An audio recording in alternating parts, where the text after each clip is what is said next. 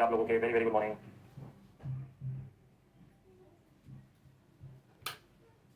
Good morning good morning good morning everyone.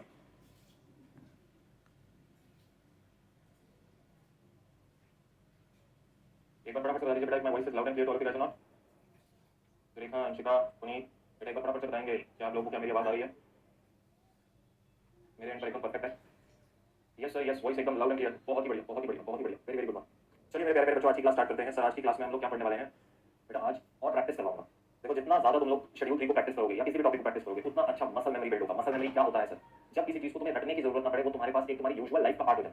जैसे रोज सुबह उठना है, ब्रश करना है, खाना है, पढ़ने बैठना है, ये तुम्हारी मसल मेमोरी है। क्या तुमने याद किया होगा कि तुम्हें ये करना होता है ये करना होता है? नहीं, तुम्हारी बॉडी ऑटोमेटिकली जानती है कि मैंने 7 बजे उठना है, 6 बजे उठना है, उसको बोलते हैं मसल मेमोरी। उसी तरह आप लोग अच्छे से प्रैक्टिस करेंगे उतना अच्छा आपका मसल मेमोरी अकाउंटेंसी में बनेगा। और याद रखिएगा बेटा, ये वही सब्जेक्ट है जो आपको आपका लॉ वाला जो पेपर है उसको पार करवाएगा।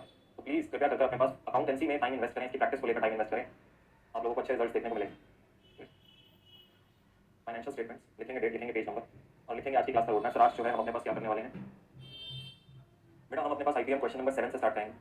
फिर शेड्यूल 3 में एक दो जगह मैंने पेंडिंग लिखा हुआ था, एक्सप्लेनेशन ऑफ पेंडिंग पॉइंट्स, वो मैं आप लोगों को एक्सप्लेन करूंगा। फिर उसके बाद मेरे बच्चों हम लोग आ जाएंगे आईपीएम या आईपीएम क्वेश्चन 1 करने से पहले एक काम करते हैं, हम करेंगे प्रैक्टिकल क्वेश्चन नंबर 10, फिर आपको करवाएंगे आईपीएम क्वेश्चन नंबर 1 और फिर उसके बाद करेंगे प्रैक्टिकल क्वेश्चन नंबर 9। ये अपनी आज की क्लास का रोड मैप रहने वाला है। फटाफट से लिख लीजिए, उसके बाद हम लोग आगे का डिस्कशन जो है वो चालू करेंगे।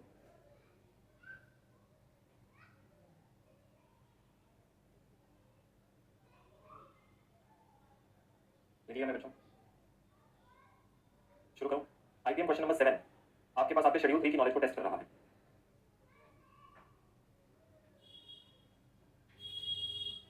देखिएगा, this is a good question. कब पूछा गया? मॉक टेस्ट पेपर अप्रैल 23 में पूछा गया सर ये सवाल। कहता है from the following information prepare extract of balance sheet of a limited along with the notes making necessary compliance of schedule 3 of companies act 2010।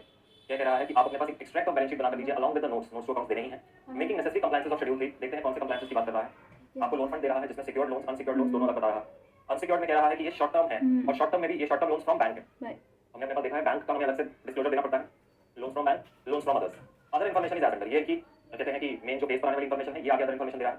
कहता है सिक्योर्ड लोन्स, जो ये ऊपर ए पॉइंट में लिखे हैं सिक्योर्ड लोन्स, इनके बारे में बता रहा है। ये सिक्योर्ड लोन्स में टर्म लोन्स हैं from bank and from others. ये इसने क्या किया? 18,12,000 का ब्रेकअप आपको नीचे दे दिया। 18,12,000 का ब्रेकअप आपको नीचे दे दिया और कहा ये दोनों का ब्रेकअप है। और उसके आगे उसने लिखा current maturities of long term loans from bank. इसके नीचे इसने इसका फर्दर और ब्रेकअप दे दिया, current maturities of long term loan from bank and current maturities of long term loan from others. ये कह रहा है इसमें से इतना करंट मैच्योरिटी है, इसमें से इतना करंट मैच्योरिटी। क्वेश्चन को पहले समझने की कोशिश करिए, है बहुत सिंपल। जस्ट आपको उसको अपने लिए सिंप्लीफाई करना है। उसने आपको पहले दिया सिक्योर्ड लोन, अनसिक्योर्ड लोन, ठीक है। सिक्योर्ड में उसने आपको दूसरी बात बताई बैंक से इतना है, अदर्स से इतना है। फिर उसने तीसरी बात बताई बैंक में से जो लॉन्ग टर्म वाला पोर्शन है वो इतना है, करंट मैच्योरिटी इतना है, अदर्स में से लॉन्ग टर्म वाला इतना है, करंट मैच्योरिटी इतना है। रीड करिए क्वेश्चन को। आगे बोल रहा है there was no interest accrued और due at the end of the year. कोई इंटरेस्ट अक्रूड नहीं था। Current maturities of long term loans amounting rupees 2,09,000 is included in the value of secured loan of this. अब आपको ये बता रहा है ये जो हमने करंट मैच्योरिटी आपको दिया है, ये जो करंट मैच्योरिटी का नंबर हमने आपको दिया है 1,24,000 और 85,000 वाला, ये इंक्लूडेड है इस 18,12,000। ये वो ना भी बोलता तो पता क्या बोल रहा है तुमको? कह रहा है ये जो 124 और ये जो 85 का नंबर दिया है, ये जो टोटल सिक्योर्ड लोन्स थे 18-12 के, इसमें इंक्लूडेड है। वो तो हमें पता ही है, वो उसी का ब्रेकअप है।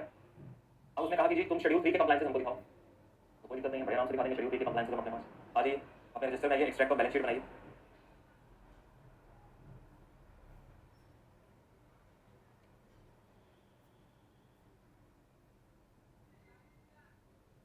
पेज नंबर है 220 220। इसमें अपने पास बनाते हैं जरा एक्सट्रैक्ट ऑफ बैलेंस शीट।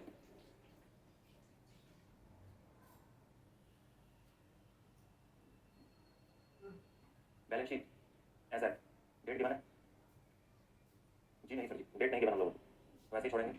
इसकी बैलेंस शीट बना रहे हैं ए लिमिटेड की, कंपनी का नाम उसमें दिया हुआ है। अगर आप देखेंगे ध्यान से क्वेश्चन में उसने कंपनी का नाम आपको डालकर दिया है। चलिए पर्टिकुलर नोट नंबर अमाउंट पहला आ रहा है इक्विटी एंड लायबिलिटी का हेडर है, non current liabilities,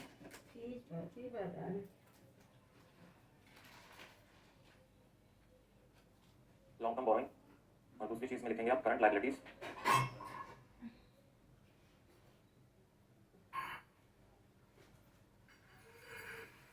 short term borrowing, short term borrowing.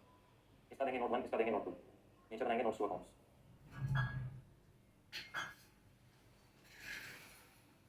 पहला नोट आ रहा है लॉन्ग टर्म बोरोइंग्स में। लॉन्ग टर्म में आपके पास है सिक्योर्ड लोन्स। सिक्योर्ड लोन्स का हमने लिखना है बैंक से कितना है, उसमें आपके पास बैंक का नंबर है 895, माइनस कर देंगे करंट मैच्योरिटीज ऑफ 124, अदर्स 917 और माइनस कर देंगे 85,000।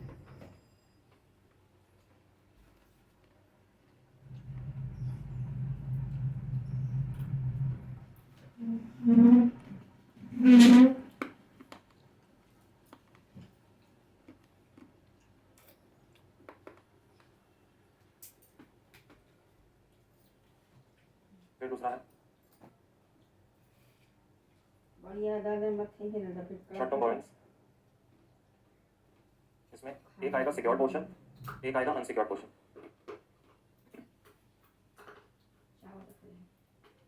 सिक्योर्ड में आएगा करंट मैच्योरिटीज, क्योंकि जो ऊपर वाले सिक्योर्ड लोन्स हैं वो तो सारे सिक्योर्ड है ना, उन्हीं की करंट मैच्योरिटीज हैं, तो अनसिक्योर्ड जो शॉर्ट टर्म में भी आएंगी, अगर लॉन्ग टर्म वाली शॉर्ट टर्म में भी आएंगी रहेंगे तो secured loans he.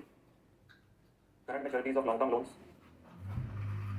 From bank and others.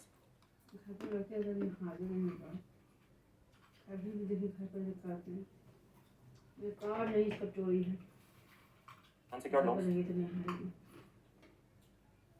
Unsecured loans में उसने आपको बोला है फ्रॉम बैंक है और इतना खा लगे खूब खाए 225,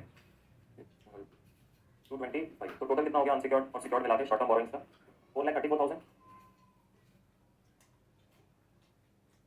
ये ए, ये बी, ए प्लस बी बेटा, क्योंकि वो उसमें इंक्लूडेड है ना करंट मैच्योरिटी अंशिका। आपके पास एक आपने बोला लॉन्ग टर्म लोन है, ठीक है, लॉन्ग टर्म लोन आपके पास जो बैंक से पड़ा हुआ है वो है 895। मैं आपको बताता हूँ बेटा, इस 895 में से 124,000 के ऐसे लोन है जो अगले एक साल में आप पे करने वाले हो, तो उसमें से माइनस ही करोगे ना, ऑफ कोर्स उसमें से माइनस करोगे। आप कहोगे ये लॉन्ग टर्म था लेकिन इसमें से मैच्योर होने वाला है शॉर्ट टर्म में, तो माइनस करो। तो लॉन्ग टर्म का एक्चुअल ऐसे कौन से एक साल के बाद अपने रीपे करने हैं वो 771, जो शॉर्ट टर्म वाले हैं वो शॉर्ट टर्म बोरिंग्स में लिखूंगा ना, समझे जी सर। तो ये ऊपर जाकर दोनों नंबर हम कोट कर देंगे।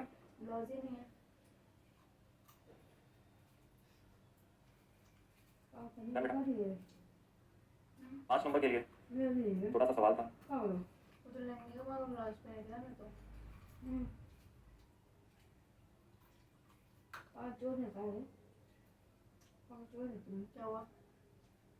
कंप्लीटेड। चलिए बहुत बढ़िया। अब अपने पास हम लोग शेड्यूल 3 पढ़ रहे थे मेरे बच्चे, ये कंप्लीट हो गया। शेड्यूल 3 जब मैं आपको पढ़ा रहा था तो उसके लेक्चर के अंदर एक दो बातों को मैंने आपके लिए पेंडिंग लिखा था। ये तो कॉस्ट ऑफ मटेरियल तो समझा दिया था कल, इसको पेंडेंसी हटा देते हैं यहाँ से। ये तो तीनों का मीनिंग एक्सप्लेन कर दिया था। पीएनएल में कुछ भी पेंडिंग नहीं बचा था, पीएनएल में कुछ भी पेंडिंग नहीं बचा था। बैलेंस शीट के जो नोट्स थे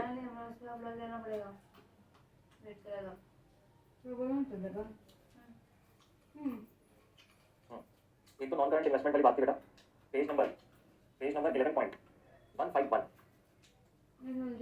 यहाँ पर नॉन करंट इन्वेस्टमेंट्स की बात आ रही है मेरे बेटे, और इसके अंदर इन्वेस्टमेंट प्रॉपर्टीज मैंने अंडरलाइन किया है और लिखा है AS13। देखो AS13 में इसका डिटेल डिस्कशन है, लेकिन मैं आप लोगों को यहाँ पर इसका बेसिक ओवरव्यू बता देता हूँ इन्वेस्टमेंट प्रॉपर्टी क्या होती है। अगर आप अपने लिए कोई नोट छोड़ना चाहें यहाँ पे आके तो आप अपने पास अपने अंडरस्टैंडिंग से लिख सकते हैं। इन्वेस्टमेंट प्रॉपर्टी बेटा क्या होती है, वो लैंड एंड बिल्डिंग, ध्यान से सुनिए, वो लैंड एंड बिल्डिंग जिसको मैं एक्वायर तो किया, लेकिन क्यों एक्वायर किया, to give it on rent. मैंने अपने सेल्फ यूजेज के लिए एक्वायर नहीं किया।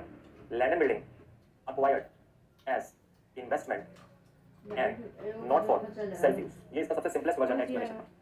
अब बेटा मेरे पास मान लेते हैं एक घर है मेरा, एक ऑफिस है मेरा, और मेरा काम एकदम चकाचक बढ़िया चल रहा है। अब मैंने एक और थर्ड बिल्डिंग एक्वायर कर ली। अब इसको एक्वायर करने का मेरा पर्पस ये नहीं था कि मुझे वहां जाकर रहना या मुझे वहां जाकर ऑफिस खोलना, मतलब सेल्फ यूज में डालना है ना। मैंने क्या किया, उस बिल्डिंग को एक्वायर करके उस बिल्डिंग को रेंट पर दे दिया आगे किसी और। अब जो मैंने रेंट पर दिया वो एक तरीके से क्या मैं ये बोल सकता हूँ कि मैंने ये इन्वेस्टमेंट करी है to earn the rental income. It is just like मैंने वो पैसा इक्विटी शेयर्स में डाला होता तो मैं उस पर डिविडेंड का इनकम कमाता, वो पैसा मैंने लैंड बिल्डिंग में डाल दिया, उसको रेंट पर देकर मैं अपना क्या कमाऊंगा, उस पर रेंटल इनकम कमाऊंगा। तो यहाँ पर वो बोलता है इन्वेस्टमेंट प्रॉपर्टी क्या होती है, प्रॉपर्टी से पहले तो ये land and building he cover करता है, बस बात समझ में आती है। ऐसी लैंड एंड बिल्डिंग जिसको मैंने सेल्फ यूज के लिए नहीं एक्वायर किया, जिसको मैंने एक्वायर किया है to give it for on rent lease, मैं उसको किसी और को दे रहा हूँ यूजेज के लिए, ओनरशिप मेरे पास है लेकिन यूज कोई और कर रहा है। बात समझ में आ रही है सर? एक बात बताइए, अगर लैंड एंड बिल्डिंग मेरे बिजनेस की होती और उसको मैं अपने बिजनेस में ही यूज कर रहा होता, आप लोग बताएंगे मुझे, मैं नहीं बताऊंगा। फॉर एग्जांपल मेरा ऑफिस है, मेरा फैक्ट्री है, मेरी ही अपनी लैंड बिल्डिंग पर बना हुआ है, सब कुछ मेरा अपना है, तो वो कहाँ पर क्लासिफाई होता? आप लोगों को पूरा शेड्यूल दिख रहा है, आप लोग बताएंगे जो लैंड एंड बिल्डिंग मेरे पास है और मेरी फैक्ट्री बनी है उसमें ऑफिस बना है उसमें, वो कहाँ क्लासिफाई होता? 2 मिनट का समय दे रहा हूँ, सोच लो। वेरी गुड, अच्छी बात सर। वो लैंड एंड बिल्डिंग आपके PPE यानी प्रॉपर्टी प्लांट एंड इक्विपमेंट का पार्ट होता है, बहुत ही बढ़िया।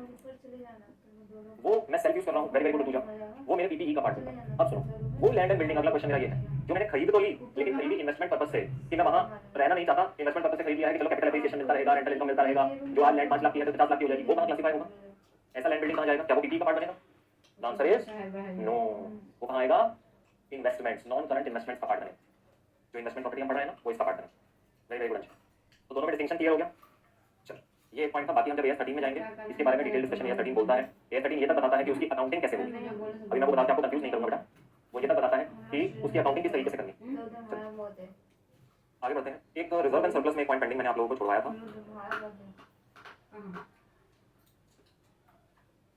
ये रहा बेटा, आइएगा पेज नंबर 11.144 पे।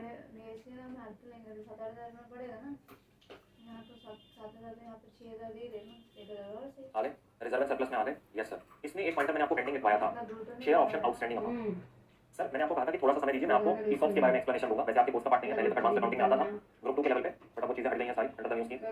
बट आप नॉलेज लेकर जाइए। यहाँ पर कहीं पे साइड पे 2 जर्नल एंट्री लिख लीजिए। पहली journal entry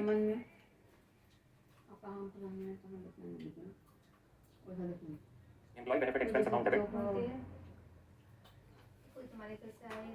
to share option outstanding account.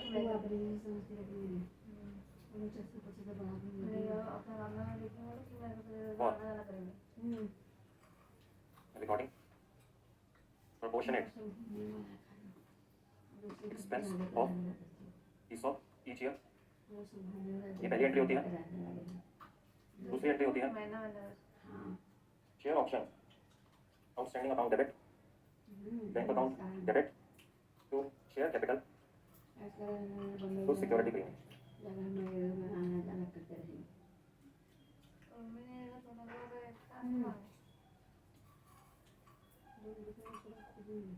ये है दूसरी एंट्री। लिख लीजिए, 1 मिनट का समय आप सभी बच्चों को।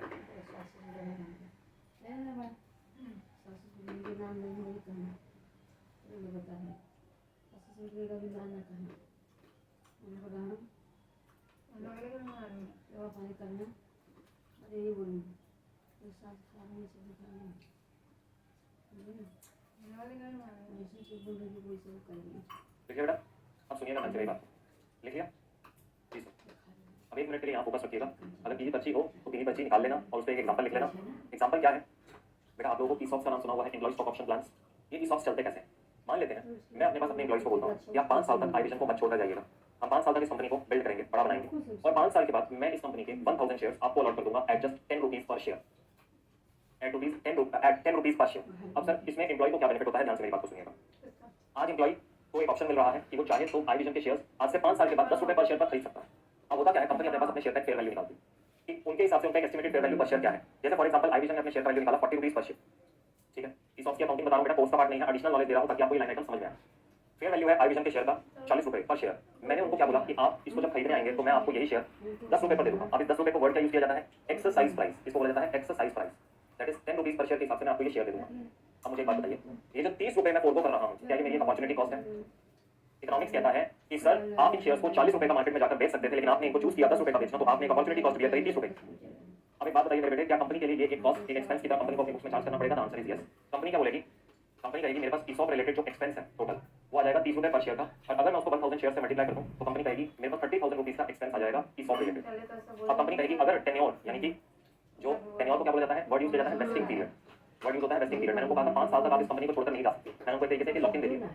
अब कंपनी कहती है इस 30,000 रुपए को मैं 1 साल देना चार्ज करके हर साल एक प्रोपोर्शनेट अमाउंट अपने पास अपने एक अलग से रिजर्व में डालती रहूंगी, और वो रिजर्व होगा शेयर ऑप्शन आउटस्टैंडिंग अकाउंट। अब मुझे बताइए एक्सपेंस अगर मैं निकालना चाहूँ यहाँ पर ईयर का, तो क्या मैं इजीली निकाल सकता हूँ 30,000 divided by 5 which is equal to 6,000 per annum का मेरा एक्सपेंस आएगा। अब कंपनी क्या करेगी बेटा, 5 साल तक ये पहली एंट्री पास करती रहेगी, employee benefit expense account debit to share option outstanding. 5 साल ये सेम एंट्री हर साल ये एंट्री पास करती रहेगी। वो क्या कर रही है, वो ये जो एम्प्लॉय बेनिफिट एक्सपेंस है इसको एक्सपेंस की तरह डेबिट किया, ईयर एंड पर क्या करेगी, पीएनएल को डेबिट करेगी, एम्प्लॉय एक्सपेंस को क्रेडिट करेगी। सारे एक्सपेंसेस ऐसे क्लोज होते हैं, लिखवाने की जरूरत है वो वाली बात। अगर किसी बच्चे को लिखना है तो लिख लो कि सर ईयर एंड पर इसका क्या होता है, हर ईयर एंड पे ये जो एम्प्लॉय बेनिफिट एक्सपेंस है ये पीएनएल पे जाके चार्ज होगा, हर ईयर एंड पे ये होगा इसका। अब इससे हुआ क्या, मैंने हर साल 6,000 5 सालों के लिए अपने पास क्या किया, एक्सपेंस चार्ज करके एक सेपरेट रिजर्व में डाल दिया, जिसको बोला गया शेयर ऑप्शन आउटस्टैंडिंग अकाउंट। और वो रिजर्व कहां पर दिखता है बेटा, रिजर्व एंड सरप्लस में दिखता है। बात क्लियर हो रही है? मैं एक्यूमुलेट कर रहा हूं कुछ बैलेंस को, ये तरीके से वो गुल्लक है जो हमारे पास बचपन में थी ना, उसमें 10-10 रुपए डालते रहते थे एक में आता था, तुम्हें कोई नए कपड़े खरीदने होते थे तो गुल्लक तोड़ते थे, उसमें जितना पैसा होता था गुल्लक नए कपड़े ले आते थे। वैसे ही ये भी कंपनी की गुल्लक है जो उसका रिजर्व है, वो 5 साल में उसमें 6,000 डालती रहेगी। जैसे ही 5वां साल खत्म होगा वो गुल्लक को तोड़ेगी और कहेगी 30,000 रुपए मेरे पास गुल्लक में से मेरे पास निकल आए। ठीक है, अब एम्प्लॉय क्या करेगा, 50 में जाकर उसके पास चॉइस रहता है खरीदे ना खरीदे, उसका चॉइस होता है, वो एक्सरसाइज करना भी चाहता है लेना भी चाहता है या नहीं। हम मान लेते हैं बेटा को 5 साल तक कंपनी में रुका है तो वो शेयर्स खरीदेगा। ठीक है, अब ईयर में क्या होगा, जाके एंट्री होगी शेयर ऑप्शन आउटस्टैंडिंग अकाउंट। ये जो तुमने गुल्लक तोड़ी है, यहाँ से तुमने 30,000 रुपये निकाले। तुमने एम्प्लॉय से कितने मांगे? तुमने कहा 1000 शेयर दे रहा था 10 रुपये के हिसाब से। तुमने एम्प्लॉय से 10,000 रुपये मांगे। एक शेयर का नॉमिनल वैल्यू था 10 रुपये। एक शेयर का नॉमिनल वैल्यू था 10 रुपये, तो तुम अपने शेयर कैपिटल में कितना डालोगे? 10,000, और बाकी कहाँ जाएगा? सिक्योरिटी प्रीमियम में 30। बात समझ में आती है मेरे बेटे?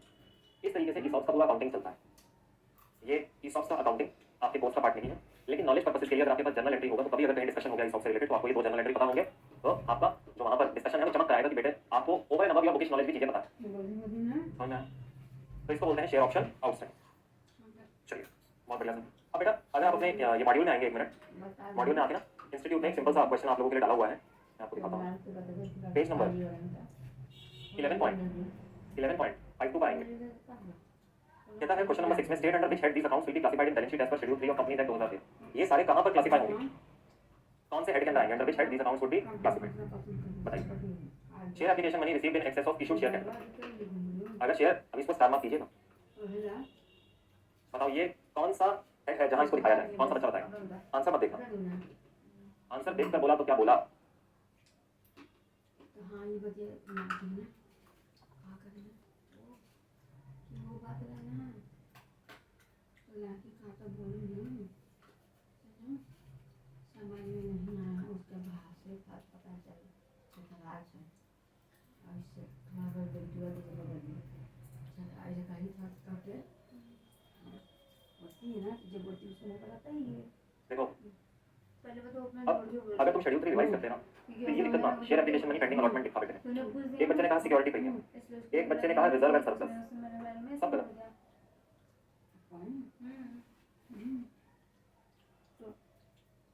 देने को मैं सीधा आंसर दे देता, लेकिन मुझे पता है तुम लोगों को कभी ये चीज समझ में ही नहीं आती।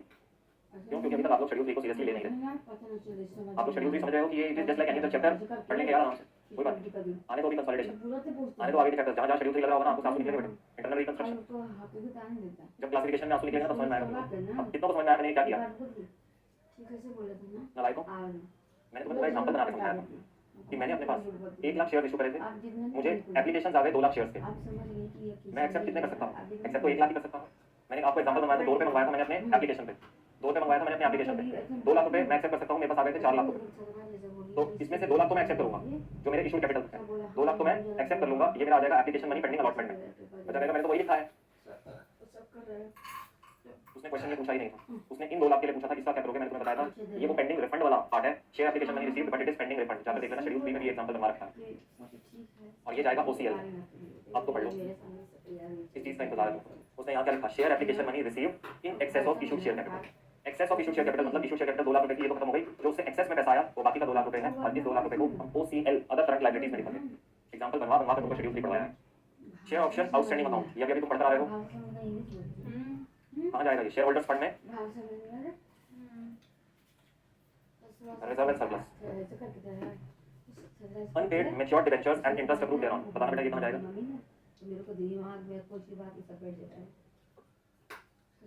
शुक्र है तेरा परमात्मा, शुक्र है कोई तो बैठा है क्लास में, वेरी गुड तुझा, जो शेड्यूल 3 रिवाइज कर रहा है बैठ के। भाई बैच में से कम 4 से 5 बच्चे तो ऐसे निकालो जो हमारी टॉपर कैटेगरी निकले, बाकी तो मुझे पता है, मैं जितना मर्जी बोलूं सुधर नहीं सकता। मैं शेड्यूल 3 और 4 दिन पढ़ाता रहूंगा ना तो भी कुछ नहीं होने वाला, क्योंकि पढ़ना नहीं करना, आप बोलिए 4-5 ऐसे होंगे जो मानेंगे बात, मानकर इंप्लीमेंट करेंगे और अच्छे रैंक्स अच्छे नंबर के साथ पास होंगे, और आई बिजनेस के स्टार परफॉर्मर में उनका नाम लिखा जाए। बाकी नलायक, बाकी पास होने के लिए पढ़ रहे हैं, हमारा पेपर निकलवा दो सर, और ज्यादा कुछ नहीं चाहिए। छोटे सपने हैं, छोटी सी दुनिया है, dream big, dream for AIR 1। अगला पढ़ो, unfold liabilities on the shares and other partly paid investments. ये कहाँ जाएगा? ये कहाँ जाएगा? पढ़वा रखा है, समझा रखा है, बोलो सर। ये जाएगा कमिटमेंट्स, जो तुम्हें कंटिंजेंट लायबिलिटी एंड कमिटमेंट्स पढ़वाया था, ये वहाँ जाएगा। उसमें पढ़ाया था ना, इन्वेस्टमेंट्स के ऊपर अभी पेंडिंग है मेरे पार्टी पेड शेयर्स जो मैं होल्ड कर रहा हूँ, उस पे जो unfold liability on the share, वो कमिटमेंट की तरह है, तो मना नहीं कर पाओगे जब वो मनाएंगे पैसे। अभी मंगाया नहीं है तो तुम्हारी लायबिलिटी नहीं दिख रही। Calls unpaid, calls unpaid, share holders fund, share capital, very good. Money received against share warrants, against share holders fund, इसका तो अलग से हेड सब हेड है, money received against share warrant.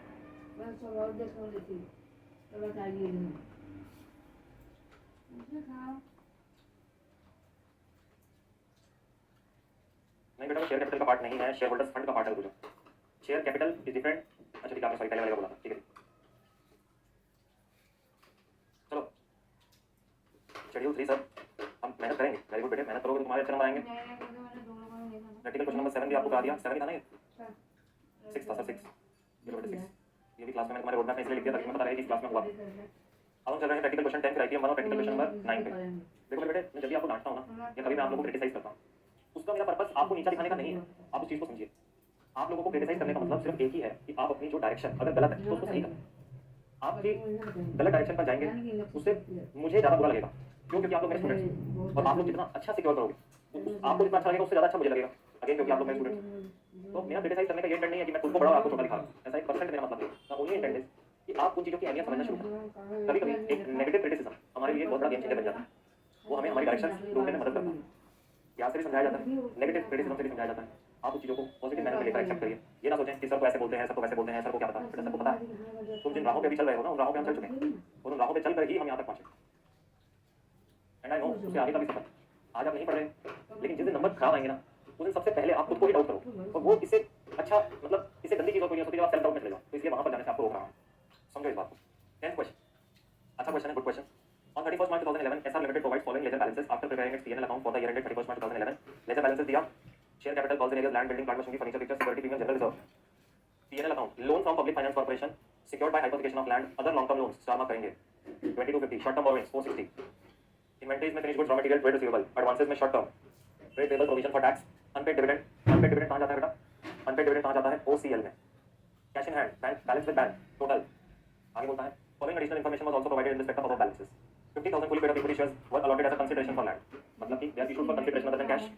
अब यहाँ पर कितने टोटल शेयर इशूड हैं? 50 रुपए का एक है, 80 लाख का कैपिटल है। नंबर ऑफ शेयर्स है 1,60,000। इसमें से कह रहा है 50,000 ऐसे हैं जो कंसिडरेशन अदर देन कैश पर इशूड है। बिंदु लगाओ, एडजस्टमेंट है। ठीक है। The cost of assets for building, plant, machinery, furniture, fixture, अब वो कॉस्ट ऑफ एसेट आपको बता रहा है। ठीक है, तीनों पे बिंदु लगा दिया। आगे देखते हैं, कह रहा है trade receivable for 486 were due for more than 6 months. तो ट्रेड रिसीवेबल पर जाकर बिंदु लगाएंगे, डिस्क्लोजर आएगा आगे। Balance with the bank include 56,000 with नया bank which is not a scheduled bank. अब जो अदर देन शेड्यूल्ड बैंक है उसका हमको डिस्क्लोजर देना पड़ता है। अच्छा, किसी स्टूडेंट ने लेट्स सपोज अगर उसके मन में ये बात आ रही है, मैं पहले बता देता हूँ सर शेड्यूल्ड बैंक क्या होते हैं। ये बार-बार हर क्वेश्चन में scheduled bank, it is not a scheduled bank but it is a scheduled bank लिखा हुआ है। अभी आज के डेट में ये समझ लीजिए, बड़ा सिंपली समझाता हूँ। आरबीआई ने शेड्यूल्ड बैंक के नाम से एक लिस्ट इशू करी हुई है इंडिया में कि ये सारे शेड्यूल्ड बैंक कहलाएंगे। और अभी के हिसाब से आप जितने भी बैंक इंडिया में इस टाइम पर आपके आसपास आपको नोन है वो सभी शेड्यूल्ड बैंक। आरबीआई के कुछ उन्होंने अपने जो भी बैंकिंग रेगुलेशन एक्ट है उसमें कुछ उनके टर्म्स एंड कंडीशंस है शेड्यूल्ड बैंक कहलाने के लिए। तो आरबीआई ने एक लिस्ट इशू किया हुआ है, लिस्ट ऑफ शेड्यूल्ड बैंक। तो जितने अपने बैंक देखते हैं एसबीआई, एचडीएफसी, आईसीआईसीआई, एक्सिस, ये सब शेड्यूल्ड बैंक की लिस्ट में ही आते हैं। जो अदर देन शेड्यूल्ड बैंक में आपने पैसे रखे हुए हैं तो हम उसको अलग से डिस्क्लोज करते हैं कि ये हमारा आरबीआई का शेड्यूल्ड बैंक नहीं है, तो हमारे अदर देन शेड्यूल्ड बैंक में ये वाले पैसे पड़े हुए हैं। समझ में आई जी बात? बस इतना ही सिंपल। तो ज्यादा इधर आपको घुसना नहीं है। बट इस डेफिनेशन ऑफ शेड्यूल्ड बैंक अगर तुम ढूंढने भी जाओगे तो डेफिनेशन में तुम्हें यही मिलेगा, the banks that are being notified by RBI as scheduled bank, as scheduled are known as scheduled bank. और नोटिफाइड उन्होंने कहा दिया है अपने बैंकिंग रेगुलेशन। समझ में आ गया? Loan from public finance corporation repayable after 3 years, ये यहां पे बोल रहा है ये 3 इयर्स के बाद रीपेबल है, यानी ये लॉन्ग टर्म लोन है। आगे बोलता है the balance of 26,30,000 in the loan account with public finance corporation is inclusive of 1,34,000 for interest accrued but not due. Loan is secured by hypothecation of land. Loan is secured by hypothecation of land. तो इसके अंदर interest accrued का number है उसको हटा देंगे और हमारे पास जितना सिर्फ प्रिंसिपल अमाउंट है वो लोन में लिखेगा। इंटरेस्ट अक्रूड कहां दिखता है बेटा? OCL, other current liability. Other long term loans unsecured includes ये रहा loan from Nexis bank, amount repayable with in 1 year. Vanshika ये देखो बेटा, उसने नीचे तुमको ब्रैकेट में डाल के क्या बोला है, नेक्सिस बैंक को इतना पैसा देना है लेकिन amount repayable with in 1 year का मतलब क्या है? 13,80,000 में से 4,80,000 ऐसा पैसा है जो करंट मैच्योरिटी है। तो बोलो बेटा लॉन्ग टर्म निकालने के लिए तुम क्या करोगी? 1380 प्लस 480 कर दोगी या 1380 माइनस 480 करोगी? सर बहुत सिंपल है, माइनस करूंगी और 9 लाख रुपए का मेरा लॉन्ग टर्म वाला क्वेश्चन निकलेगा। वेरी गुड बेटा। लोन फ्रॉम डायरेक्टर्स आ गया ऑफ 8,50,000। बिल्स रिसीवेबल इसका साल में bills receivable for 1,50,000 on 15th of June has been discounted. Bills discounted बोलो बेटा कहां जाते हैं? बोलेंगे अभी जो तुमने बिल्स रिसीवेबल डिस्काउंट करा लिया बैंक के साथ वो कहां जाता है? Contingent liability. फिर इतना नहीं बोल रहे जितना तू बोल रहा है। अभी लायबिलिटी नहीं है लेकिन अगर तुम्हारे डेटर ने पैसा नहीं भरा तो वो तुम्हारे पास एक लायबिलिटी बन जाएगा। तो इसलिए तुम्हें बिल डिस्काउंटेड रिपोर्ट करना पड़ता है। ये एक कंटीजेंट लायबिलिटी की तरह है, शेड्यूल 3 में पड़ा हुआ है, एग्जांपल में लिखवाया हुआ है। अब ओपन करना शुरू करो अपना next. Short term borrowing includes loan from नया बैंक, लोन फ्रॉम डायरेक्टर्स, ये वो अपने पास नंबर दे रहा है। Transfer of 35,000 to general reserve has been proposed by board of directors out of profits of the year, कोई दिक्कत नहीं है। Inventory of finished goods include loose tools costing 5 lakh which do not meet the definition of PPE as per AS है। जो finished goods का inventory है वो 5 लाख रुपए अपने पास 5 लाख रुपीस का loose tools इंक्लूड करता है। तो उसको अलग से करके दिखा देंगे, ऊपर मैं यहाँ पर लिख देता हूँ। शॉर्ट टर्म बोरोइंग्स में भी हमारे पास एडजस्टमेंट है और ये इन्वेंटरी में भी एडजस्टमेंट आ रहा है। तो ये सारे हमारे पास मैंने बिंदु लगा दिए और जनरल रिजर्व में पैसा ट्रांसफर करना है तो पीएनएल में भी हमारे पास एक एडजस्टमेंट आ रहा है यहाँ पे। अब समझिए इस क्वेश्चन में मैंने आप लोगों को स्टार मार्क करवाया कि अदर लॉन्ग टर्म लोन्स और ये शॉर्ट टर्म बोरोइंग का भी स्टार मार्क आप कर सकते हैं। ये स्टार मार्क आपने क्यों करवाया सर? देखिएगा एक कॉमन एरर होता है इस क्वेश्चन में या किसी भी क्वेश्चन में अगर मैं बात करूँ, आपको उसने बैलेंस दिया 22,50,000 का यहाँ पर। अब एक बेसिक माइंडसेट क्या बोलता है, ये अदर, अब नीचे जब वो पॉइंट नंबर 7 पढ़ता है बच्चा, तो उसका एक बेसिक एग्जाम में जाके गलती क्या हो जाती है, वो सोचता है कि ये अदर लॉन्ग टर्म लोन्स का ब्रेकअप मुझे यहाँ पर इंस्टीट्यूट ने दिया है, तो ये मेरे पास मेरा नोट्स टू अकाउंट्स में ब्रेकअप जाने वाला है। अब जब वो नोट्स टू अकाउंट्स बनाने बैठता है तो कहेगा लोन फ्रॉम एक्सिस बैंक आ रहा है भाई 13,80,000 रुपये का, और इसमें से मैं माइनस कर दूंगा करंट मैच्योरिटी 480 की, तो मेरे पास ये बच गया 9 लाख रुपये का। और उसके बाद उसने मुझे बोला है डायरेक्टर से लोन आया हुआ है मेरे पास 850 का। अब बच्चा क्या करता है, इसका सम टोटल पड़ता है दोनों का 1750 हुआ, और वो आगे बढ़ जाता है। और देखने में भी कुछ इस तरीके से लगता है, अगर देखो वो अपने दिमाग में सोचता है कि 1750 है 480 है, तो मोटा मोटा हमारे पास वही 22 लाख तक का नंबर पहुंच रहा है। अब इसमें हिडन फैक्ट क्या था, तुम्हारे पास बेटा टोटल नंबर कितना दिया था लोन का, टोटल नंबर था 22,50,000, 22,50,000 का टोटल नंबर था। अब देखो मैं तुम्हारे सामने रखता हूँ 2250 का टोटल नंबर था, अगर मैं उसमें से ये 480 बोलता हूँ करंट मैच्योरिटी है, तो मेरे पास लॉन्ग टर्म में कितना क्वेश्चन आना चाहिए 1770 का। और अभी जो मैंने अपने पास क्लासिफिकेशन लिखा है डायरेक्टर्स का एक्सिस बैंक का, वो कितना रहा है टोटल 1750 का। अब बच्चा बोलता है सर मेरी बैलेंस शीट नहीं मैच हुई क्वेश्चन पेपर में जा, क्यों, क्योंकि सीधी एरर ये हुआ कि 20,000 रुपये के अदर लोन्स भी थे जो हमने मिस कर दिए। ये कॉमन एरर है, आप लोगों को शायद अभी हंसी आ रही होगी कि यार ऐसा कौन करेगा, ये एक्चुअली मैंने अपने जब सीरीज बनाया तो उसमें क्वेश्चन डाला, ये वो एरर जल्दबाजी में 20,000 छोड़ ही गए, उनको लगा ये ब्रेकअप पीछे गिवन है, ये ब्रेकअप से चलो काम करो, इसलिए स्टार करवाया एग्जाम से पहले पर देखा। सिमिलरली शॉर्ट टर्म बोरिंग्स में भी इंस्टीट्यूट ने यही किया है, 1,16,000 प्लस 48,000 कितना होता है 116 प्लस 48 164, और शॉर्ट टर्म बोरिंग में जाकर देखोगे तो ये 460 का नंबर गिना, यानी कि जो डिटेल्स तुम्हें नहीं गिवन वो 2,96,000 रुपीज़ के ऐसे लोन है जो अदर्स के हैं, जो अदर्स के हैं। भाभी से बात करती है, मैं किसी से बस बोल दे एक बार आना है, सर भाड़ में तो आना है, नहीं आना है, किसी को कुछ बोलने नहीं, बताना था बता दी। ठीक हो गई बात,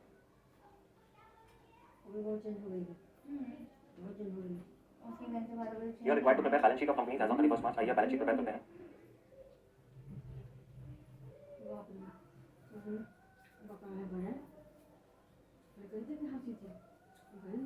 हमारे पास शिकायत बतियाती होगी दिन रात करो।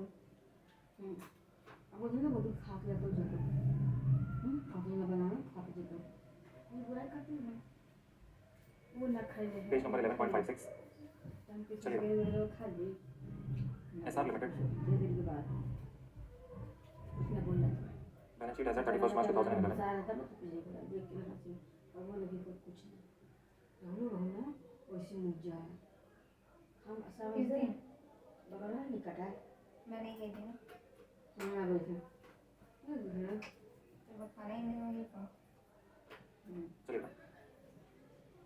सबसे पहले आ रहा है equity and liability.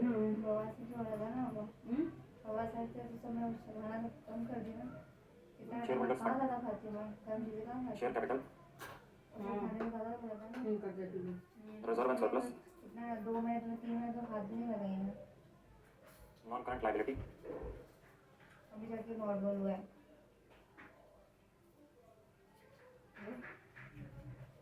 Long term borrowings ये है धीरे धीरे के बाद लॉन्ग टर्म बोरोइंग्स के अलावा और कुछ नहीं है यहाँ पे करंट लायबिलिटीज में।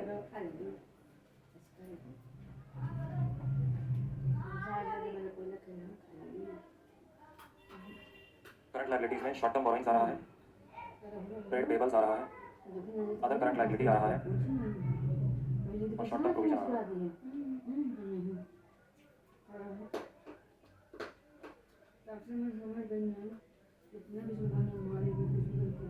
एसेट में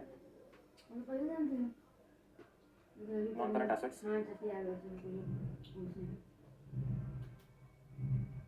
प्रॉपर्टी प्लांट एंड इक्विपमेंट, कुछ कोई इंटेंजिबल एसेट पड़ा है चेक कर लीजिए।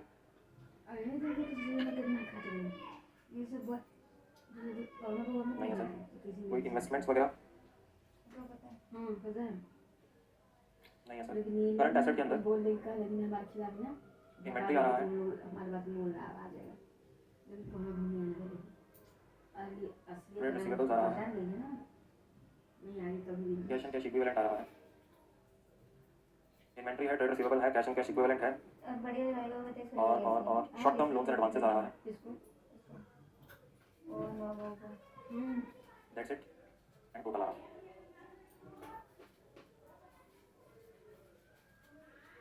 हमारे जख्मी होता है तो पूरा भी रहने वाली है ना है ना बहुत ज़्यादा है डन बेटा, जी हाँ सर आइए ना नोट्स टू अकाउंट्स की प्लानिंग करते हैं, फिर नोट्स टू अकाउंट्स बनाना शुरू करेंगे। हमारा को करने की कोशिश हुई है शेयर कैपिटल के लिए बनेगा रिजर्व सरप्लस के लिए बनेगा, लॉन्ग टर्म बोरोइंग के लिए बनेगा, शॉर्ट टर्म बोरोइंग पे बनेगा, ट्रेड पेबल्स का नंबर डायरेक्टली गिवन है, इसको हम लोग लिख सकते हैं 8,13,000, अदर करंट लायबिलिटी के लिए बनेगा, प्रोविजन फॉर टैक्स का number, tax provision directly given है तो शॉर्ट टर्म प्रोविजन में लिख देते हैं 380, पीपीई के लिए बनेगा, इन्वेंट्री के लिए बनेगा, ट्रेड रिसीवेबल्स पर बनेगा, एडजस्टमेंट गिवन है, कैश इक्विवेलेंट में बिल्कुल बनेगा, एडजस्टमेंट ही है, शॉर्ट टर्म एडवांसेस के अंदर 375 डायरेक्टली गिवन है, तो ये होती है नोट्स की प्लानिंग। मेरे पास 9 नोट्स हैं जो मुझे प्रिपेयर करने हैं।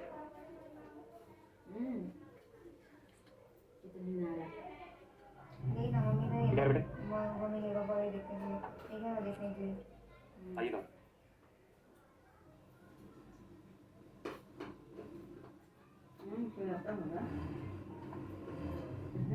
पॉइंट बना रहा है शेयर कैपिटल का, शेयर कैपिटल में और प्राइस का नंबर मेरे को अलग से एक बार चेक करिए गिवन है नहीं, तो यहाँ पर मैं डायरेक्टली शेयर कैपिटल जो है उसको कोट करूँगा 1,60,000 equity shares of ₹50 each out of above बोला लगा 50,000 equity shares of 50 each are issued for consideration other than cash. अच्छा है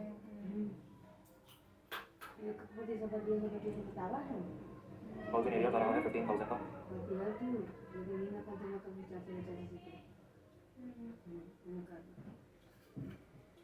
ये आ गया मेरे शेयर कैपिटल का नंबर मेरे बेटे। दूसरा है मेरे पास रिजर्व एंड सरप्लस। और देखो क्वेश्चन का लेंथ इतना बड़ा है कि हम कई बार देखकर घबरा जाते हैं, बट जब क्वेश्चन करने जाते हैं तो बहुत सिंपल निकलता है। ये उन्हीं में से एक क्वेश्चन है। चलिए, सिक्योरिटी प्रीमियम गिवन है मुझे,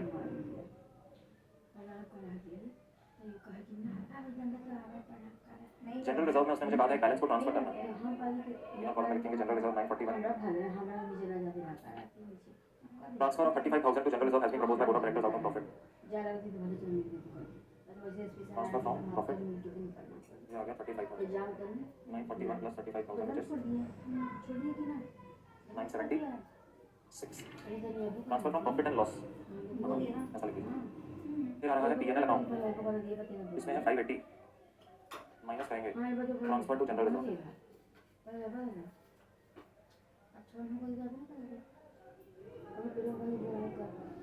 580 माइनस 35, कोई बात नहीं 545। कोई बात जैसे तुम ये आ गया जी सर। मुझे उसके बाद और कोई रिजर्व हम देते हैं तुम्हें बुलाने तब तुम आए ना, जैसे तुमने नहीं आया तो हम जब तुमने आया तो हम भी नहीं आने वाले तुम्हारे घर, बुलाएंगे तो आएंगे से सीधी सी बात नहीं आएंगे नहीं बोल चलिए 20 लाख 21,000, मैं ये दोनों नंबर पर कोट करते हैं। बोलना भी मत खिंचाओ ऊपर, बुलाएंगे तो ही जाएंगे, नहीं बुलाएंगे नहीं जाएंगे। अब जा रहे हैं हम लोग लॉन्ग टर्म बोरोइंग और शॉर्ट टर्म बोरोइंग। भाभी बोल देना कि आना, बुलाएंगे तो आएंगे ना, मुझे क्यों नहीं बुलाएंगे।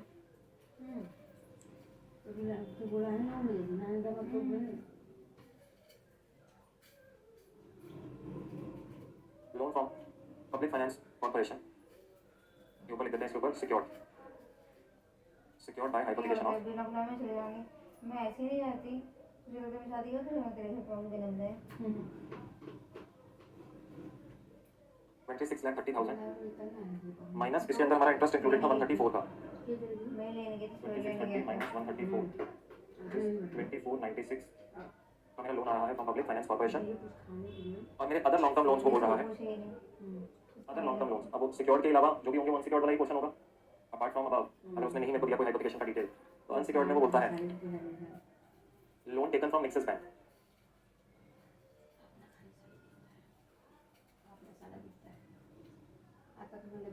Loan taken from axis bank. अब इसके अंदर से 1380 में से माइनस करूंगा 480। अब यहाँ पेशेंस बना के रखनी है, मल्टीपल नंबर्स हैं जिनसे आप डील कर रहे हैं। 9 लाख लोन फ्रॉम डायरेक्टर्स 850, अब बाकी आएगा अदर्स। अदर्स कैसे निकालोगे? टोटल में से ये 1380 और 850 माइनस कर दो, जैसे टोटल आ रहा है मेरे पास 2250 का टोटल आ रहा है, माइनस कर दिया ये 1380 और 850, तो 20,000 के मेरे अदर्स बचे हैं। अब ये सबका सम टोटल मेरा बनाएगा व्हाट, बताइए बेटा? Long term borrowings 42,66,000।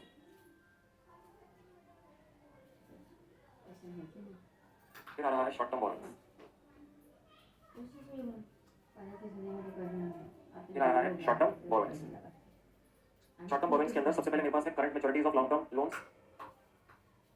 एक तो सिक्योर्ड वाला शॉर्ट टर्म बोरिंग पड़ा है, पहले मैं उसको अलग से लिख देता हूँ। सिक्योर्ड में लोन फ्रॉम नया बैंक 160।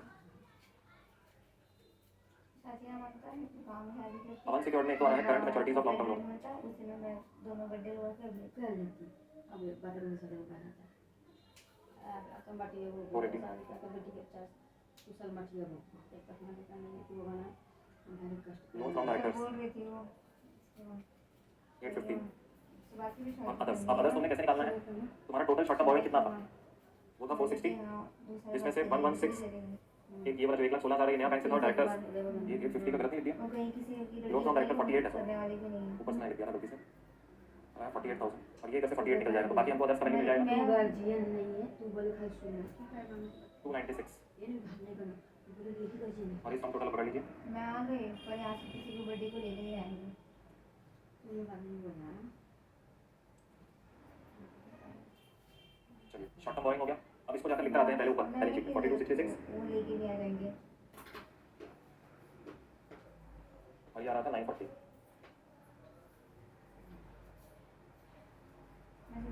अदर करंट लाइबिलिटीज का नंबर प्रिपेयर करते हैं OCL। कल के दिन ये ना हो जाए कल के दिन आपके यहाँ की लड़की पता नहीं कैसी होगी कुछ करेगी कि नहीं करेगी नाम खराब नहीं करना और लोग करेगी नहीं करिए वो अब आपके घर में आ रही तुम लोग मर्जी का एक तो आ रहा है इंटरेस्ट अप्रूव्ड, मैं सीधा बोल रही हूँ उनको जरूरत नहीं है पापा समझ लेंगे उनको जरूरत नहीं है उनको जैसे रेट चाहिए उनको जैसे But not you. आप टेंशन मत लो 1,34,000। सीधा मना ही कर देना उस बात को दोबारा छेड़नी नहीं छोड़नी नहीं इसके अलावा अगर छेड़ देंगे ना तो Unpaid. वही बात होगा डिविडेंड नहीं नहीं होंगे क्योंकि उन लोग मुझे पता है कैसे लोग हैं तेरे खाना से मैं नहीं और ना ही ऊपर वाले लोग से दूसरे लोग से लगा रहेगा चलेगा इसे पर लग रहा है रहेगा। अच्छा और तो कोई नंबर यहाँ पे पेंडिंग नहीं है, अनपेड डिविडेंड है, OCL में जाने वाला और तो कोई नंबर नहीं है। कहाँ पे काम कहाँ पे जगह करते हैं अभी लड़की सब 2,04,000 आ गया है। कुछ बोले तो नाटक है चलिए इसीलिए बोले तो ठीक है 2,04,000। 2,04,000 मेरा लाइबिलिटी साइड कंप्लीट हो गया है। अब हम एसेट साइड पे आएंगे। PP inventory trade receivable cash and cash equal है।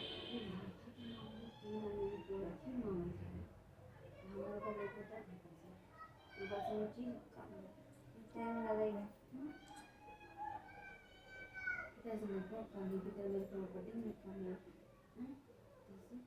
उससे पढ़ा लिखा ज़्यादा ही है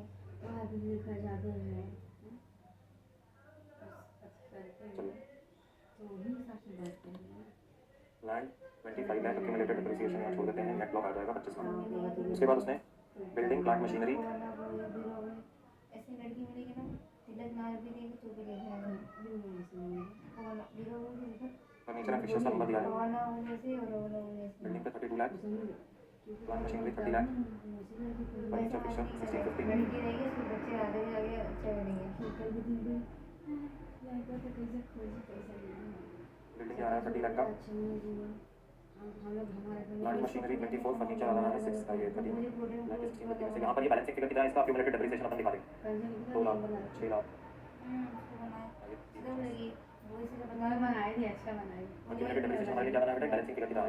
बोलेगी जितना बता रहे उतना तुझे बना के भेज दो कैसे बोलेगी की बोली टेंशन हाँ बड़ा अच्छी डायरेक्शन मारती है जिसको मेरे को वैसे बोलते हो जिसको मेरे डाल दे जिसको मेरे को तेरे होते हैं सच तुम लोग रहेगी तो ना पड़ेगा ना अभी बोल रही है अगर वो रह जाएगी तो नहीं जैसे वो बोलते ना जैसे वो जैसा बात करते ना उसी दिन लगे उसे प्रॉपर्टी प्लांट इक्विपमेंट हो गया।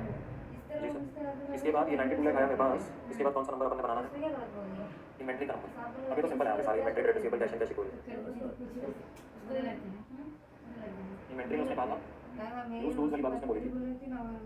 Finish goods include loose tool costing 5 lakh is not meet the definition of PPE।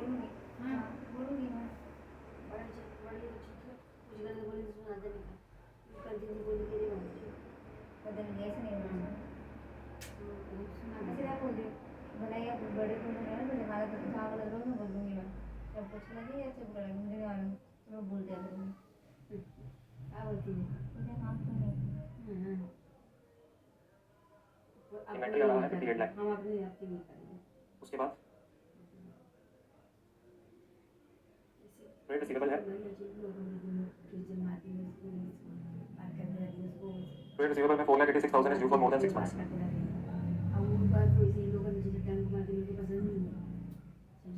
चूल्हे की होंगे तो बाप रे वो तो बहुत ही गंदा करते हैं। 4,86,000 और ये आ रहा है अदर्स इतना कटवा ली गल बहुत थोड़ा सा नीचे पहले कैसे सत्रह, लगा अठारह, डायरेक्ट सोलह, ऐसे वही। लगा नहीं है अब आप जब देखिएगा ये नहीं चीज तो वैसे बात कर रहे हैं वैसे पूरा नहीं कर आप ये थोड़ा सा करा के वैसे cash and cash equivalent Jaya कराई रहेगी, जया कराई रहेगी। बाल कटवा कैश इन हैंड 70, अच्छी लगती है कैश एट बैंक। अब देखो शेड्यूल बैंक का उसमें अदर देन शेड्यूल बैंक का नंबर दिया था, एक तो नया बैंक है, सब तो यहाँ पर लिखेंगे शेड्यूल बैंक कुछ खाना का नहीं है कोई और बता अदर्स। अदर्स को उसने कहा 56,000 नया बैंक के पास है, which is not a schedule bank. 56,000 यहाँ आ गया, टोटल कितना था? एक बेटा है 4,14,000 का टोटल था। आओ कराती रहती सो ये आ रहा है 358। बाप रे ये सम टोटल बना रहा है 484 पे। ये जाकर सारे नंबर ऊपर कोड करते आएंगे। आंसर शांत है। हाँ शांत इधर रीजन नहीं इसके बाद हमारे डिस्क्लोजर में जाएंगे, वो जो हमने आखिरी में कंटीजेंट लायबिलिटी का डिस्क्लोजर डालना है वो आ जाएगा, कोई दिक्कत नहीं है। पहले नंबर ऊपर लिखते हैं 484 750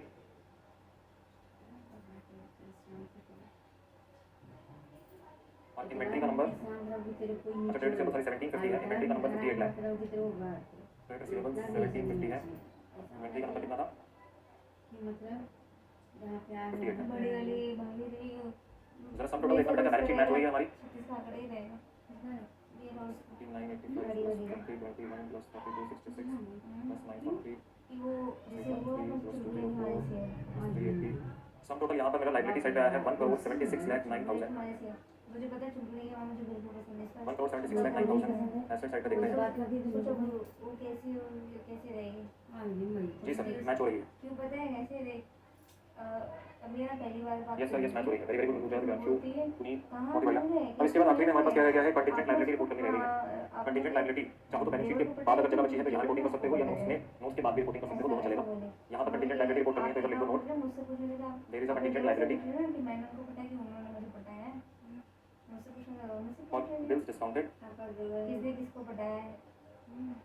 अमाउंटिंग टू मुझे किसने किसको बताया है। रुपीज बताया भी 1,60,000 बताया कि ऐसे ही चल रहा है। Amounting to rupees 1,60,000। हमारे लिए दम मारने वाली है। कंप्लीट करिएगा बेटा, क्वेश्चन खत्म हो गया है। तभी मैं समझ गई वो भी ऐसी है। तो ऐसी अगर बात कर दी कोई बेटा ना तो फिर समझ लेगी वो कैसी है तो सीधी वन मेरे पर्सन आ जाता है। तो मैंने बोला ना फोन से पूछ लेना किसको किसको हाँ डन सर, एक काम करिए बेटा, अगला जो क्वेश्चन है वो 45 मिनट्स का है, तो आप देख लिए लीजिए। फिर उसके बाद उस क्वेश्चन को जो आईबीएम क्वेश्चन 1 है वो क्लास में कराने में ज़्यादा टाइम लगता है, हम 10 सेल्फ करते हैं तो टाइम आधा हो जाता है, हमें समझाना भी है, लिखना भी है, नोटिंग के लिए टाइम भी देना है। तो भैया 10 मिनट का ब्रेक ले लीजिए अपना, 10 से 12 मिनट का, और ब्रेक के बाद जो है हम उस पर आईबीएम क्वेश्चन 1 को शुरू करेंगे। इसी क्वेश्चन की लाइन्स पे है वो क्वेश्चन भी जो भी प्रैक्टिकल क्वेश्चन 10 करवाया, बहुत सिमिलर लगेगा आपको क्वेश्चन, लेकिन हाँ उसमें थोड़ा और लेंथ बढ़ गया इंस्टीट्यूट में जो पेपर में पूछा, उन्होंने पीएनएल भी डाल दिया। तो आप आ जाइए मेरे पास, ब्रेक के बाद करेंगे क्वेश्चन, ठीक है। वो भी था पर करते करते वो भी टाइम आ गया।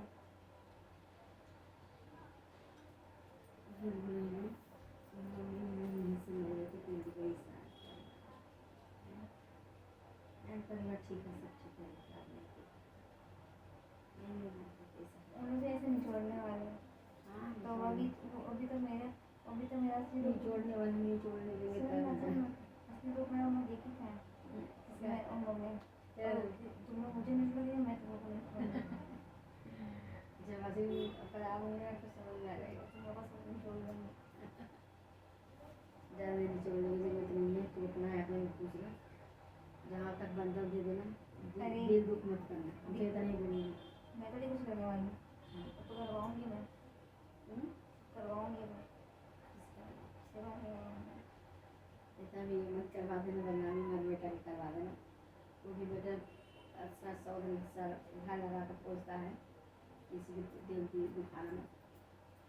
जो मैं क्या मत करूँ दुखा भी देगा तो माफ़ कर देना, मैं नहीं माफ़ करने वाली। एक बार माफ़ कर देना, चल का भगवान ने माफ़ कर दे एक बार, तो फिर इंसान है। सभी ने मैं तो ये और बोलूँगी ये बोलने की क्या बात थी, पहली बार बात करी, पहली बार में लोगों को ऐसा बोला तो वहाँ पर तो गुस्सा नहीं आएगा। पहली बार बात करो, पहली बार में मुझे ऐसा बोल दी तुम्हें पता है नहीं पता। हाँ के बाद पहले तो नहीं हाँ बोली। पहली वाली बात हुई, पहली वाली बात बोल दी। ये बात गलत है, तुमने बड़ तुम दिखाना चाहिए। अरे तेरे घर में हाथ में जाती हूँ, बातें करती हूँ। तब तो बोली समझी मैंने, तब समझ समझ पहली बार में तो ऐसे ऐसे बोली। अभी उसको समझ में नहीं लगा कहाँ पर क्या बोल रहे। तो मैंने बोला ना कि पूछ लिया उनसे किसने छोड़ा है। मुझसे भी लगा अच्छा आपका देवर आपको ज़्यादा पता होना चाहिए। मैं ही बोलती आपको देवर आपको ज़्यादा पता होना चाहिए। मैं तो अभी कुछ नहीं मिलेगा, आप तुमको बचपन से जानते हो। अरे हाँ मैं तो जानती, तो क्या बोलते हैं मैं जानती हूँ, उन्होंने नहीं पढ़ाया है ना, आपने नहीं पढ़ाया रहेगा। हाँ लेकिन सही बात है, आप जब जानते नहीं और ऐसे कैसे बोल रहे। मैंने कहा पहले पूछ ले वो जान बुझी तेरे को बोली। हाँ अपने देवर को बदनाम नहीं करेगी। हाँ पता है ना, कोई अपने आप नहीं दिल खींचता है। हाँ तो इसलिए तेरे को बदनाम कर दूँ फटाक से। बदनाम नहीं बोली। हाँ ये ऐसे तेरी डर जानती हूँ। आपने पढ़ाया नहीं, मगर मैं गलत हूँ आपको देख से। हाँ खांसी ताली बजती है। फिर मैं बोली अरे यहाँ पे आप गलत हो। मैं बोली यहाँ पे आप गलत हो, तो पूछ लीजिए ठीक है। तो फिर बोलती नहीं मैं ऐसे ही मस्ती करके मजाक कर देती। मैंने मैं भी ऐसे मस्ती में मजाक कर दी। फिर वो कोई डाउट रहेगा तो फिर आप अपने देवर से पूछ लीजिए थे। क्यों बोली? तो बोलती बुरा लग गया क्या? बुरा लगने वाली बात बोलोगे तो बुरा ही लगेगा ना। और बुरे लगने की बात नहीं बोली मैंने। कहीं नहीं बुरे लगने बोली। एक बात मुझे बोलती नहीं करना चाहिए था। तो पहले भी बाहर मुझे क्यों नहीं करना चाहिए मैं था। मतलब बोल दूँ बुरा लगने वाली बात बोलोगे तो बुरा नहीं लगेगा। छोड़ दे के फिर उसमें बोलोगे मिर्ची डाला है तो बोलोगे मिर्ची लग रहा है, तो मिर्ची नहीं लगेगा। सही आजकल दुनिया में देसी के रहेगा। उसको रिश्ता तोड़ना है ताकि क्या करना है, इसी से बातें होती हैं। इसके बारे में कोई बातें नहीं, ऐसी बातें नहीं की। मेरा मन ही नहीं है करने का। पहली बार ऐसा बात करिए, दूसरा बार करिए उसने पापा जबरदस्ती दिए नहीं तो नहीं रहती। और पछताते हैं ये जैसे मैं बोलूँ। इसके लिए पहले ना बोलने से इंसान पहले सोच लेना चाहिए कि मैं क्या बोलूँ। ये बात टाइमर चालू हो गया क्या? ये चीज़ मैं बोलूँगी। अरे तू इस तेरे चक्कर में टाइमर